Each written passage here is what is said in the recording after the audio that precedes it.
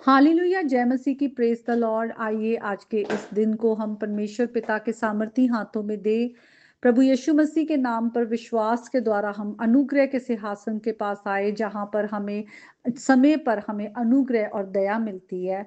और हम आज खुदा से खुदा की मर्जी जाने, वचन के द्वारा खुदा का राज्य हमारे घरों में आए और खुदा की धार्मिकता प्रकट हो। खुदा का आत्मा हमारी अगुवाई करे, प्रभु यीशु मसीह के नाम में आमीन।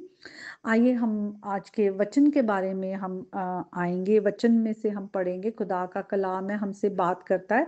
और आज जो खुदा ने मेरे हृदय पे डाला है कि मैं आप सबके साथ प्रार्थना के बारे में बात करूं, क्योंकि खुदा का वचन हमें प्रार्थना के बारे में बहुत कुछ कहता है। लोगों ने फास्टिंग और प्रेयर की, हम पुराने नियम में भी देखते हैं, नए नियम में यीशु मसीह हमारे लिए सबसे परफेक्ट एग्जाम्पल है, जो रात रात प्रार्थना करते थे और अपने पिता के साथ वो लगातार उस रिलेशनशिप में बने रहते थे। हम देखते हैं किस तरह से यीशु मसीह ने क्रूज पर जब उनको क्रूसीफाई होना था, उससे पहले भी यीशु मसीह ने अपना काफी समय जो है वो प्रार्थना में उन्होंने बिताया। उन्होंने अपने चेलों से कहा कि तुम प्रार्थना करते रहो ताकि किसी परीक्षा में ना पड़ो। तो आज हमारे लिए भी कितना जरूरी है कि हम प्रार्थना में बने रहे, कि हम किसी भी परीक्षा में ना पड़े। और खुदा का वचन हमें कहता है कि किस तरह से धर्मी जन की प्रार्थना के प्रभाव से बहुत कुछ हो सकता है। और आज प्रभु यीशु मसीह की धार्मिकता के द्वारा हम धर्मी हैं, परमेश्वर के अनुग्रह के सिंहासन के आगे हम उस कॉन्फिडेंस के साथ खुदा के अनुग्रह के सिंहासन के पास आकर अपनी प्रार्थनाओं को रख सकते हैं। खुदा का वचन जो है हमें हम दृष्टांत के द्वारा देखते हैं, जब यीशु मसीह ने कहा किस तरह से वो जो विधवा औरत थी वो एक क्रूर जज के पास आती है और न्याय मांगती है, और बार बार मांगती है कि अंत में वो तंग होके उसे न्याय देता है। तो वहां भी हम देखते हैं कि किस तरह से इस बात की इम्पोर्टेंस को दिखाया गया है कि हम कभी भी अपनी आशा ना लूज करें, हम कभी भी हार ना माने और लगातार प्रार्थना में बने रहें। जब हमारे जीवन में बहुत सारे ऑड्स भी आते हैं, बहुत सारी ऐसी सर्कमस्टांसेस भी आती है जब हमें लगता है कि हमारी प्रार्थनाएं तो सुनी नहीं जा रही है, आज हमें फिर से मसीहियों को हमें खड़े होने की जरूरत है। आज अगर घर में एक भी विश्वासी है तो आज हम आपस में एकजुट होकर खड़े हो जाएं और हम इसकी इम्पोर्टेंस को जाने कि प्रार्थना कितनी जरूरी है हमारे परमेश्वर के साथ रिश्ते में। और हमारी जो प्रार्थना है, जो हम खुदा से मांग रहे हैं, उनका जो उत्तर हमें नहीं मिल रहा, हम किस तरह से की प्रार्थना कर सकते हैं कि हम अपने उत्तर को पाए, हम किस तरह से परमेश्वर की आवाज को सुन सकते हैं और हम हिम्मत ना हारें। और खुदा का वचन हमें कहता है कि हम प्रार्थना में हमेशा बने रहे, हम प्रार्थना करते रहे, हमें प्रार्थना करना छोड़ना नहीं चाहिए। तो हम इस प्रार्थना को, अपनी प्रार्थनाओं को किस तरह से खुदा की मर्जी में कर सकते हैं, क्योंकि वचन कहता है जो प्रार्थनाएं परमेश्वर की मर्जी में हम करते हैं, जब हम कॉन्फिडेंस वो होता है कि हमने खुदा की विल के अकॉर्डिंग किया है, तो हम ऑलरेडी हमारे पास वो होता है जो हमने मांगा है। तो ये सब बातें बहुत ही जरूरी है।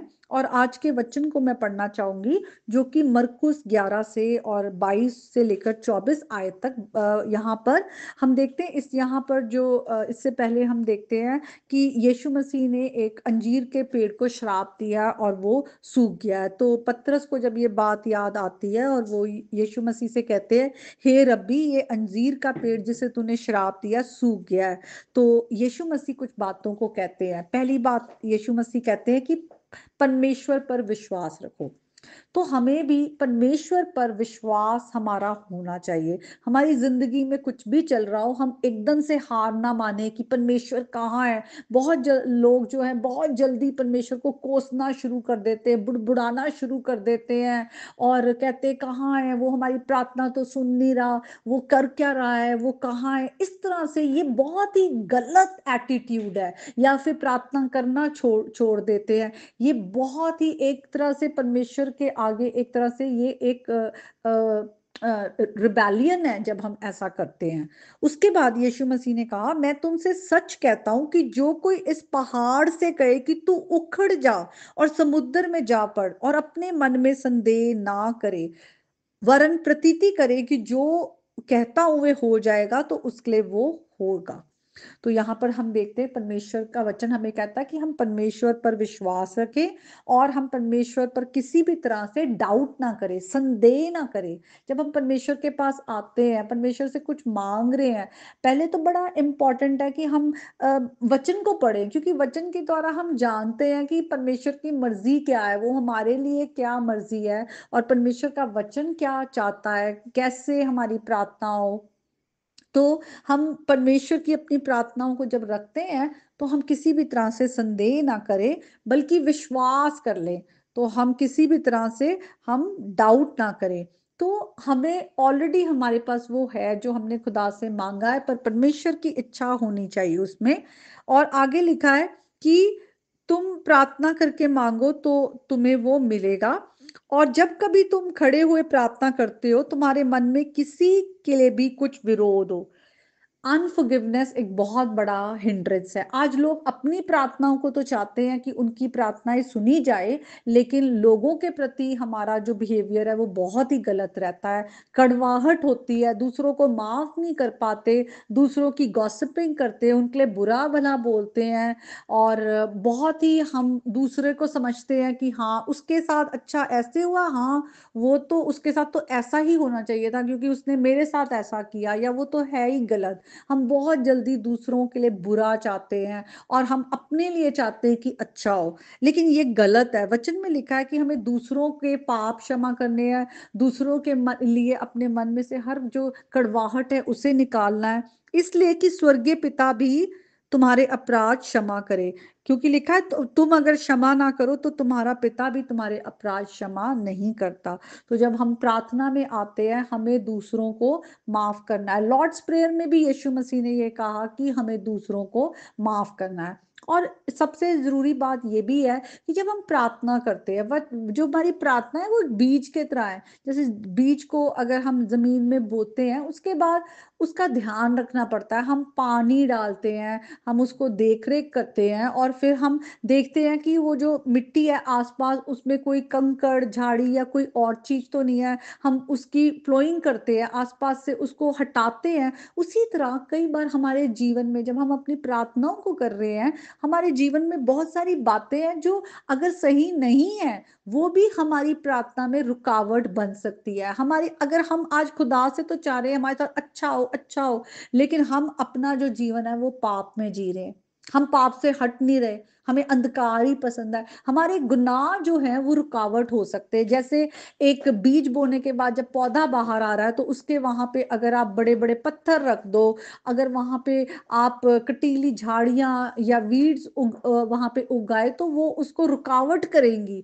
उसी तरह हमारे गुनाह भी हमारी प्रार्थनाओं में रुकावट होते हैं। अब हम सब कमियां हम में हैं, हम गलतियां करते हैं, लेकिन हमें अपने गुनाह में बने नहीं रहना। हमें माफी मांगकर परमेश्वर से हमें अपनी जिंदगी को परमेश्वर की धार्मिकता के रास्ते, यीशु मसीह की आवाज सुनकर हम पीछे चलते जाएं।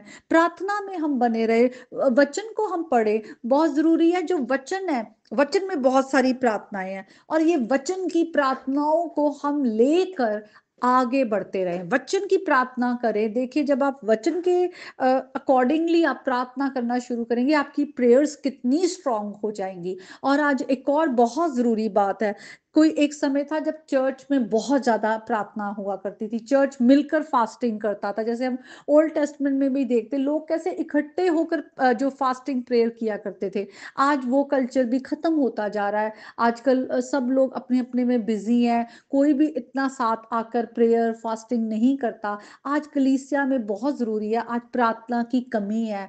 आज एक तरह से ड्रॉट आ गया है, प्रार्थना की बहुत ही ज्यादा कमी है। आज चर्च में हम मिलकर फिर से प्रार्थना करना शुरू करें। आज हम एक एक दूसरे के साथ खड़े हो, आज हम परमेश्वर के बड़े कामों को लोगों के जीवन में देखें। ये नहीं कि सिर्फ हम अपनी फैमिली तक ही हम रहे, लेकिन हमें अपनी कलीसिया वो हमारी बड़ी फैमिली है, हमारे अपने रिश्तेदार है। आज आज खुदा के आगे हमारी प्रार्थनाएं ऐसी हो, आज खुदा की विल में हो कि परमेश्वर का प्रेम हर एक को छुए और उनके जीवन से हर एक रुकावटें दूर कर दे, हर एक पत्थर के हृदय को मोड़ दे और लोगों के जीवन में प्रभु यीशु मसीह राज करे। तो आज का ये वचन है, मैं विश्वास करती हूँ आज के इस वचन के द्वारा परमेश्वर आप सबको बहुत आशीष देंगे। प्रभु यीशु मसीह के नाम में आमीन।